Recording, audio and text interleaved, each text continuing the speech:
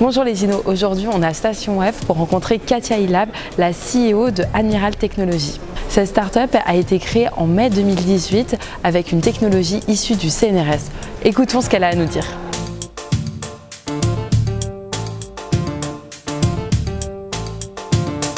L'innovation qu'on porte au marché, c'est dans le domaine de la maintenance prédictive industrielle, donc permettre aux industriels d'anticiper les pannes avant qu'ils n'arrivent et donc de ne pas arrêter leur chaîne de production en réparant la panne avant qu'elle n'arrive. Notre innovation est issue des laboratoires Gypsa Labs de CNRS de Grenoble et propulsée par la SAT Lynxium de Grenoble. Il était très conscient de lui, son statut de directeur de recherche et le fait qu'il restera toujours chercheur.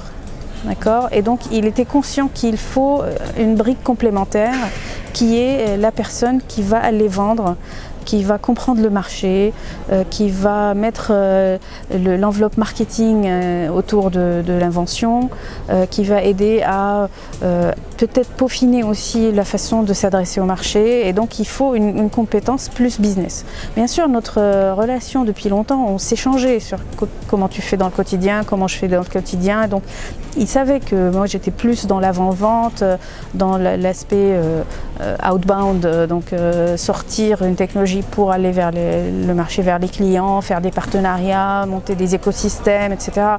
Et donc c'est ça qu'il faut pour vraiment pouvoir vendre une technologie.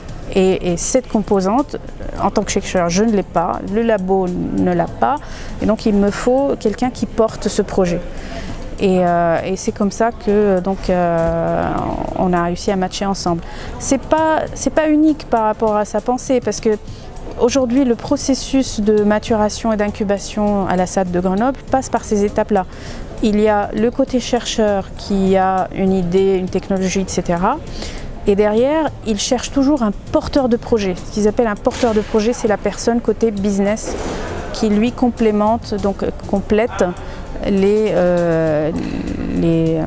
skills ou les capacités du chercheur. Et donc à eux deux, ça fait le cocktail normalement qui devrait gagner. On est obligé d'inventer une histoire à raconter au client pour rendre le produit le plus proche de lui que possible. Donc moi j'appelle ça vraiment de la vulgarisation. Et je pense que c'est ça qui marche quand on fait un pitch d'une technologie deep tech qui sort des laboratoires des recherches. On ne s'attarde pas sur les détails scientifiques, mais on les connaît. Donc on est prêt à répondre aux questions. Et ça c'est très important. Par contre, on n'est pas obligé d'exposer toutes les équations ou la partie vraiment très compliquée aux investisseurs ou aux clients, parce que premièrement, ça risque de les perdre effectivement. Deuxièmement, c'est pas ça qui les intéresse. Ce qui les intéresse, c'est qu'est-ce que ça leur apporte. Toute la mécanique de création d'entreprise, de la complexité administrative, les premiers packs d'actionnaires et les discussions que ça génère entre les associés, même s'ils se connaissent très bien, qu'ils se comprennent très bien. Bien sûr, il y a des moments où chacun se dit bon il est où mon intérêt là-dedans, est-ce que c'est équilibré, est-ce que c'est quelque chose qui est bon pour moi. Il y a toujours un moment de doute et là il faut passer par ces moments-là. C'est pas simple, surtout quand on travaille avec des amis, parce que ça vous touche plus personnellement qu'autrement.